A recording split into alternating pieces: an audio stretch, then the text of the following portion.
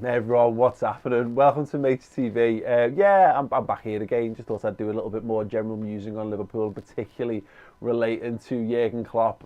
Good afternoon, all. If you've got any thoughts, feelings, or questions that you want to get in, do so in the live chat, and I'll get to some of them in a little bit, of course.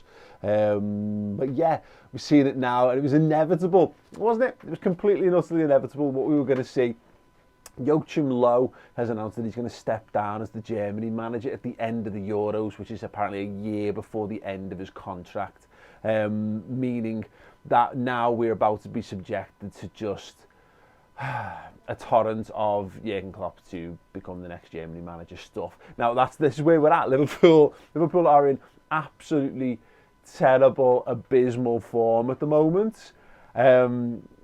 So you've started to see some of the rumblings online, and again, we discussed this on the channel yesterday. A lot of people with very small personal appendages talking about saying things like Jurgen Klopp out. So you've got a few of them floating around online, and then you've got a bunch of ex-players who don't really understand how Liverpool works and what it's like to manage a team that's in these kind of pressing circumstances and how you rotate aside, etc., etc., etc. Starting to have a little bit of questioning over how Jurgen's approaching things. In addition to that, you've then got Steven Gerrard winning the 55th league title for Rangers, breaking the Celtic run. And now he's established himself as he's a proper managerial candidate now, isn't he? Because he's gone away and he's won a piece of silver, and he's not just had a procession, he's had to go and really construct some. So Gerrard's doing a boss job, and everyone would kind of see him. Let's be honest, whether it happens or not, there's not one of us who doesn't dream of a world where Steven Gerrard ends up as Liverpool manager. It just is what it is, isn't it? So since you've got Steven Gerrard being successful, who I think even the most people who are so far removed from the world of Liverpool would happily put two and two together and put Gerrard in the frame for the Liverpool job. So you've got that, and then now you've got Jogi Low leaving the Germany job, and now you're starting to get, and there's just enough threads there, isn't there? Just enough things to pick at and mould together. It's like if you ever played with plasticine, played with Play-Doh before, my kids do it, and you put it away, and you put it all in the right colour pots and everything's fine, but what you're left with is loads and loads of little bits and pieces. And I'm sure if you just grabbed a little bit from here and a little bit from there, and you put it all together, and you might be able to create just enough to make something out of there, just something believable. And that's the pressing thing at the moment. We are all horrendously susceptible to negativity and a doom and gloom. Now, we saw this a couple of weeks ago when there was that rumour doing the rounds that Jurgen was going to get off. He's just had enough. He's had enough of being a Liverpool manager. It's been too stressful. He's obviously gone through too much in his personal life, and he decided that he was going to leave. And that was the rumour. That was a really depressing rumour that we had a few weeks ago, and we all fell for a hook, line, and line thing. We all fell for a few WhatsApps. Forwarded WhatsApps, and we all thought the sky was falling, and that was based on absolutely next to nothing. But what we did was we found loads of little crumbs. We're like, well, Jurgen looked a little bit down in his press conference, and Jurgen's had obviously had his mother pass away and all this, and that actually, and he looks just looks so sad when he was doing this thing, his interview the other day, and that all must add up to a really negative sort of thing. And it's so we're dealing with that, and now we're going to get the press, because this is the future. This is what we're going to have now. In years gone by, it was always Liverpool's best players being linked to Real Madrid and Barcelona. So your summer would be ruined by someone being, like your best player going, oh, he's definitely going to be going, he's definitely going to be off. And you knew it was a possibility as well. So we've had that for years and years and years, and we've gone a couple of seasons without that. And we might well have a little bit of that, to be perfectly honest. But the thing that we're now going to have, because let's be honest, losing Mohamed Salah, losing Mané, losing any of Liverpool, there was not one player in Liverpool's squad that would be a bigger loss to Liverpool than losing Jurgen Klopp as manager. Let's be perfectly clear on that, regardless of how the rest of this season goes. I don't care if Liverpool lose. If Liverpool were to lose every game between now and the end of the season, losing Klopp would still be a bigger loss than any single footballer that Liverpool have got at the football club right now, without a doubt. So yeah, we've got all that sort of deep-rooted, deep-seated fear inside us, haven't we? And we're all terrified of that being a reality. And now what you've got is, if people look around, and where would Jurgen Klopp go? and look at all the top jobs in footy at the moment, and there's not really there's not a great, there wouldn't be a great option of them. But Germany, it's like, ooh, is Germany the kind of role that it only comes along every X? I mean, look, how long has Joachim Low been the German manager? A decade? Is it at least a decade? You know, that doesn't come along very often. Is that the kind of thing that might make him think, oh, you know, I'll get a clean break and I'll go away and do it? So yeah, look, I could happily spin these narratives. I can find all of these little crumbs, these little bits and pieces, and try and sort of create something out of nothing, really, in this regard. But yeah, I mean, this is what we're going to be faced with. It's going to be a summer of people trying to find things, and they'll find ex-footballers who say, I think what guaranteed Dietmar Hamann will be in the press at some point saying things like, oh yeah, you know, he would be, you know, that would really be a great thing to reinvigorate German football, blah, blah, blah. In fact, Josh Paul said the super chat in, he's saying Klopp doesn't suit international management in his opinion. Yeah, listen, you might be absolutely spot on, but of course we won't know it till he does it. I agree. I think Jurgen thrives on the day-to-day of being in and amongst the players. I think he would need that. But look, he might be knackered and he might be done. And again, I don't believe any of this, by the way, for a single second. There's not a single chance that Jurgen Klopp is I think we'll consider it. I would certainly do it. But if we're going to play devil's advocate on it, yeah, I think he's the kind of guy who does need to be in the thick of it. He does need to be on the training ground. He does need to be shoulder to shoulder with the players. And international football wouldn't allow him to do that. But he always talked about having a bit of going on a bit of a hiatus and going around and soaking up some footy. And that's what you see. Gareth Southgate's job is just to sit and watch football matches, innit? And I wonder whether Jurgen would like that. And there's a comment there from just Josh saying Klopp is also a great cup manager. Look, let's be honest. If I was running the German national team, and you would go, okay, well, Low's leaving. Who's going to be on our shortlist? Look around world football of who would you have. Every top manager in world football would be on the shortlist to have a little think about or consider. Pep Guardiola would be on the German managers list. He just would because just would because he's a top manager. I'm not saying it's realistic or not saying it's something that would happen, but they would be. Klopp would be on a list. He's German. He's got loads of experience, and yeah, you know, he's just class, isn't he? He's absolutely class. But do I think that Jurgen Klopp will take the Germany job this summer? The simple answer is no. Now, that's here today. There's so many myriad of factors that can go between now and the end of the season, and we could see loads and loads of different things happen. Now we could see.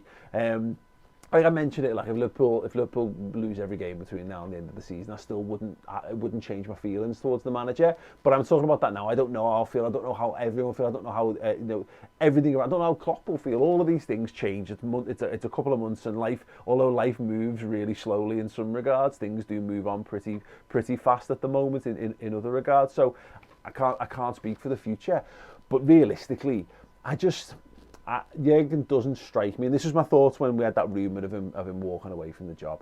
He doesn't strike me as the kind of guy who would walk away in this kind of situation. I mean, I think the way that Dortmund ended, I think he's got a deep regret for how Dortmund ended, and it's interesting that the way Dortmund, the rumours coming out of Dortmund, is that they feel in hindsight like they dropped a massive bollock by letting him walk out the door, and they should really have done more to convince him, maybe say go and have a break and come back or whatever. But Jurgen strikes me as the man, and when you've seen all the, I think it's Paul Joyce who's been talking in the Times today about how, look, he has the unwavering support of the owners, because again they are, and whenever people talk about Liverpool's owners, I think it's always quite funny, because I think people see like owners who spend loads of money, but the problem is a lot of the owners that spend loads of money and the clubs that spend mega bucks at all times on global superstars, that comes with it, you know, maybe a slightly increased chance of winning major honours, but there also comes with it a greater noose with which to hang yourself. You see Chelsea changing the manager on average, like once every 18 months or whatever, which is why, of course, Tuchel's taken such a short contract there, because he knows, and they know now. One thing that you get with FSG, and one thing you've had with Klopp, is there's been no pressure on him to deliver immediate success. If there's a problem, it's a problem to be worked out. You know, it's like anything. If you've got back pains, there's no like, click your fingers solution to it. It's fixed with things like stretching and strengthening exercises, and then it might take you 2 weeks, 3 weeks, 4 weeks, a month, 6 months, but then you solve the problem. You solve the root cause of the problem. Liverpool and Liverpool's owners don't strike me as the kind of people who would just make snap decisions, and that's why I think people are really struggling from outside of Liverpool. I'm seeing a few people in the comments saying like Klopp deserves a free pass. It's not about a free pass. It's about having a wider understanding of where Liverpool are going. And it's, if you believe truly that Liverpool have been undone by all the factors that I discussed on the video yesterday, which is the Liverpool broken, and the video that is the reasons why Liverpool are struggling video that I did a couple of weeks ago. If you genuinely believe in all of those massive load of contributing factors have made this a freak season, that no one could have done much significantly better, or maybe incrementally better, but no one could have really done it significantly better, then you have to buy into the notion that Jurgen Klopp's going to be able to turn it round. And I think, in fact, Liverpool's owners, and that's one of the really good things about having long-term planners. It's not super exciting and super sexy and all this. It's like, oh, sack him and bring him in and spend this money on here and do this and this and this.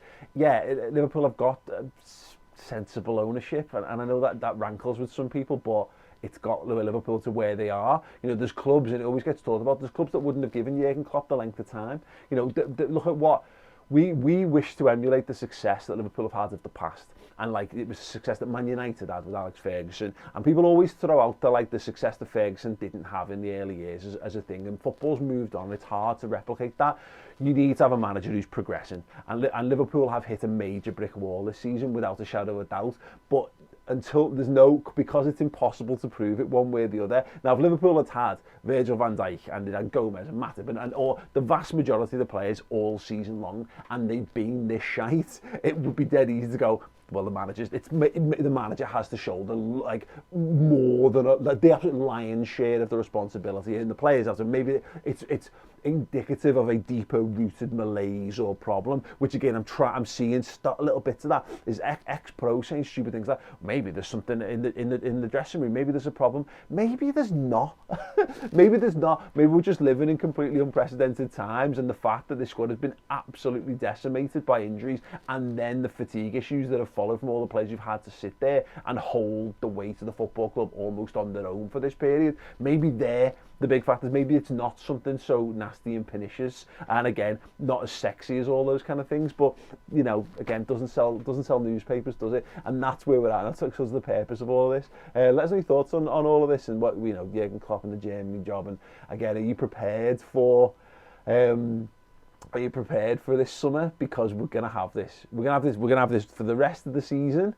We're gonna have newspapers, because they're gonna see, because all the Germany stuff, all the wear was, yeah, exactly, you know, St. Charles Joseph saying there, all it was literally like a tweet went out about Joachim Low leaving the Germany job. And what happened? It was like hop, skip and a jump, and we're straight into this world where Jurgen's leaving for the Germany job. And it takes the smallest amount. We're all mentally very, very fragile at the moment with all this stuff. So yeah, we are very, very susceptible to I equate it, Liverpool fan happiness at the moment is like a house of cards built on sand on a windy day. You know, getting it up, and if we just about manage to get it into something that forms a semblance of what we're trying to do, the slightest gust of wind absolutely, completely and utterly kills us off. And yeah, so we're going to have to be strong, we're going to have to be tough, and we're going to have to believe in Jurgen Klopp, and I believe in Jurgen Klopp, and I'm sure you do too. I think, look, he would be an outstanding manager for Germany, and I've no doubt they'll have a word and they'll see what his interest is. But I feel as though he's the kind of man who will see his contract out.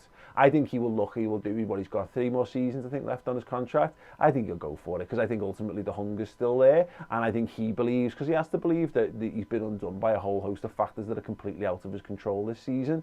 So yeah, so I wouldn't be too worried about him leaving in the summer. I think eventually we'll move on. I think eventually he'll go and he will take a big break, and he will travel the world, and he will grow his football knowledge, and that might be the point at which he he decides, yeah, maybe the Germany job's right for me in the future, and hopefully at that point, Steven Gerrard is absolutely the right man for Liverpool as well. At the moment, what this all is we call it low-hanging fruit, and and again, it's in terms of clickbait, because Liverpool drive major numbers when it comes to websites and news outlets and all that kind of stuff, and so they need to have a certain amount of Liverpool content, and all they do, like the newspapers. So I've been inside the Liverpool Echo office, and they've got like the trends and the numbers of how their website doing literally displayed on a screen in a room, so you can see at any given moment who's on the page, and they track this and they analyse this to the nth degree. So they look at it and go, well, what caused the greatest spikes in traffic? What was the reasons behind that? What was the timing? What was the content? What was the titling? What was the way it was tagged? Blah blah blah. Let's go and replicate that over and over and over again. So that's what we're doing with Liverpool. The world will have seen that loads of people are talking about Klopp, Joachim Low, and the Germany job. And so there's going to be tons and tons of it, and it's going to feel like a no smoke without fire kind of situation, and that's going to bear a heavy toll on us in this period. But yeah, I mean, look, we'll have to see in the fullness of time. Maybe he will. I don't think he will, because I think his job is very much unfinished at Liverpool. I think he wants to leave Liverpool in a position of strength, and he might get to the end of the next season and go, that's it. Maybe he gets to the end of the next season and decides to move on to pastures new.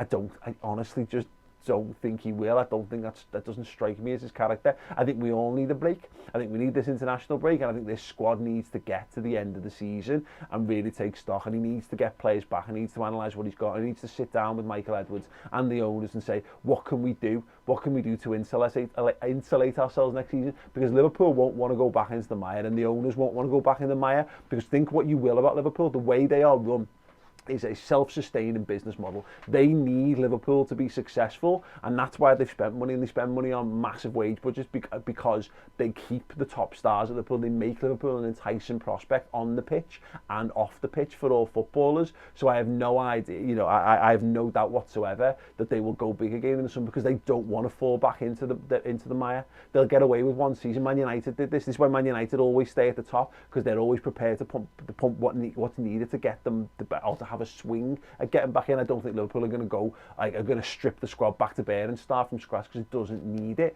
What it needs is a little bit of a rebound, a little bit of a refresh, and probably a little bit of time off, a little bit of break, a little bit of sunshine, a little bit of being able to hug your family members. Wouldn't that be nice? But yeah, anyone got any thoughts? Let's go through some of the comments right now. Jack Jones saying, mate, I'm 36, I've had a season ticket for 11 years. You talked to someone else, never watched us under Hodgson and compare that to now and Klopp we trust. Yeah, I mean, honestly, like I've been making Liverpool content on a daily basis, inside and out for 11 years now. We made the pilot for Redmen the summer when Rafa was still in charge. It was at the end of the 2008-2009 season, and then we started on YouTube in summer 2010, which is just after Rafa got sacked. I think our Twitter account started like the week Rafa got sacked. So yeah, Roy Hodgson, I used to make videos about Roy Hodgson's Liverpool, and it's mad that side never lost 6 games at home, which is why it tells you that there has to be something like completely mad and crazy and nuts underlying it that's out of control, because we've got the best manager in the world, we've got some of the best players in the positions in the world, and we've got a pedigree now of success. So for this to happen to Liverpool says there's something really deep and mad and weird going on, that I think is why I think weirdly, even though it's gone so far, it just means that you've got to kind of, it's weirdly easier to trust that it's going to be fine. I mean, look, there's a comment here I've seen, people talking about like what happens. Let me see if I can get it here. I hate Jeremy Clarkson. Good name. It says, what if the results don't improve next season? Keeping Klopp seems a bit risky. And it's not, I mean, look, it's not though, is it? It's like you break your leg. So you break your leg, right? Maybe you've only broken your leg once in your life, and you go, well, okay, well, what I can do is I can set it and I can put it in a cast, and then it'll heal, and then I'll be fine again when it's healed. Or I can chop my leg off because it's broken now. It might break again. That's effectively what you're saying. Yeah, cool. Yeah, go ahead, chop your leg off. That'll definitely, if you've got no leg, you definitely can't break your leg. But yeah, it is what it is. Yeah, anyone else got any thoughts? I mean, there's Cameron Kellas RFC in the comments, obviously a Rangers fan. Congratulations, by the way. I've said this before, I don't buy into any of the the socio-political religious things between, you know, in football and all that kind of thing. I'm happy for Steven Gerrard, and I've got a very good mate of mine who's a Rangers fan as well, and I can appreciate. It's why I talked about Man City on a video the other week. I never really begrudged Man City coming back up again, because they had to go through the mire, they had to go through dropping down the divisions and all that kind of stuff. So yeah, I don't have a great affinity for Rangers, but like, again, for me mates who support them, it must feel absolutely amazing to spend a decade getting bantered by your rivals, and then to turn it round in that fashion must feel absolutely brilliant. Right, Sam, let me see what else we've got. Anti-O-Town clip at your positivity is wearing me out. Would you like me to apologise for being upbeat? Because it's not going to happen. Yeah, I just don't try not to get too downhearted about all of it. Is what I'd say. Yeah, thanks, Cameron. Thanks so much. Right, could he call me, Paul? Why don't you do a live stream and talk to some fans during it? I think it'd be great to get a few thoughts of the fans. Right, that sounds awesome. You know why? I haven't done that yet, because it's a technical feat too far for what I can do off my own back, really simply. And we do that much other bits and pieces that it is tough. You know, it's tough to get stuff up and running. What I've managed to do is create a setup where I've got my iPad and I've got my laptop, and I can be live and look at comments. Isn't this a revelation? So yes, sad. Yeah, as I said, we should all be hating on Yogi Low at the moment for being a shithouse and not finishing his contract out and putting us through this. This is Joachim Low's fault. Never let us forget. Let's turn our aggression and like all this positivity, all this negativity that's festering inside you, turning on Yogi Low. He's done this to us. Right, sad. Yeah, I mean, DTM said I completely agree with you, keeping faith in Klopp, but it's hard not to A, notice similarities with Dortmund's tape it off, and B, criticise his stubbornness and keeping the system so rigid without the keys. Yeah, we say that, but I mean, what's the alternatives? You know, if Liverpool had... I remember speaking to Jurgen Klopp after Kiev, and I said... I was talking about how we started playing. I said, I thought you wanted to just come in and entertain, and you just brought this brand of football, and it was just attacking. And he was like... We had like 9 forwards, Paul. We had no defenders and 9 forwards. I couldn't play a defensive style of football because we just didn't have the players to do it. And that's where Liverpool are. Liverpool don't have defenders. They literally don't own enough fit defenders to play a defensive system. But we have got loads of options in midfield, and we've got a few options in attack. So he builds a team around what he's got available. So I don't think it's stubbornness. I think it's, and again, it comes back to continuity. There's a continuity that Liverpool are doing. What you don't want to do is spend, ideally, and he might have to do this, and he might well yet do this, you don't want to waste 3 months training your team to play a style of football that doesn't fit what you do, it doesn't fit your players. You put your shoe on it, and then you're making your players miserable, and you're costing everything, and then you're having to completely start again in the summer. Whereas the idea is if you can keep people training, like look at the academies. The academy teams all play the same style and brand of football all the way up, so there's continuity around the whole football club. You don't throw the baby out with the bathwater. Now, there might be an option here where we do change things a little bit, and it's funnily enough, I was talking about this on a show recently. I think that happens. If we get knocked out to the Champions League, I think we do change our style in the Premier League, and maybe even if we go through, but I think if we changed our style to a defensive style, there's no chance of us winning the Champions League. 0 chance. So I think we'll keep it going while we can train towards winning Champions League games. Is my feelings on that one. But yeah, and look, there's obviously similarities to the end of Dortmund, but just because something is similar to something that's gone in the past doesn't mean it's not a gain. It doesn't. You know what I mean? Again, you can walk down and look at the chaos theory. Go and watch that really crap explanation of it in Jurassic Park with the droplets of water. Just because you're doing what looks like the same thing again doesn't mean it will have the same result again. And Liverpool are in a much healthier position again, both on and off the pitch. That they will trust themselves to be able to dig it out again, and that is what it is. So yeah, Ethsham Ul Hassan with the super chat, thank you so much, mate, saying, why do you think Origi is so disrespected? Because he's fallen foul of the fact that I think he's had his highest high for Liverpool. He's reached the pinnacle of what he's going to do. You know, we should have just built that statue for him and let him move on. And I'm surprised, and I think in another world, in a non-COVID world, there's no shortage. Sorry, there's a great shout from Danny Lightfoot. Correlation doesn't equal causation. Absolutely. But yeah, Origi had his moments in the sun. I think we got everything we were going to get out of him. He's a centre forward he's not good enough to play centre forward for Liverpool, which is his preferred position. He does a good, all right job, and he's a great break glass solution. People talk about plan Bs. Yeah, we don't have a plan B. We've had a plan B for ages.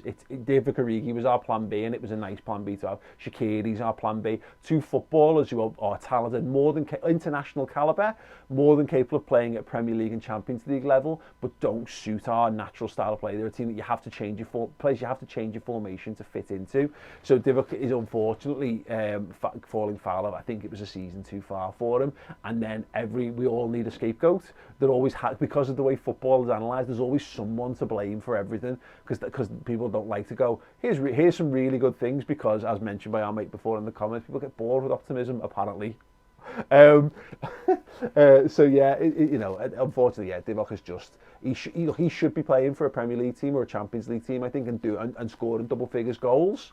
That team was just never going to be us, and unfortunately, yeah, there were no takers. Because I'm sure if there were takers for Divock, we'd have even gone and reapportioned that money and put it towards someone who suits us a little bit better as well.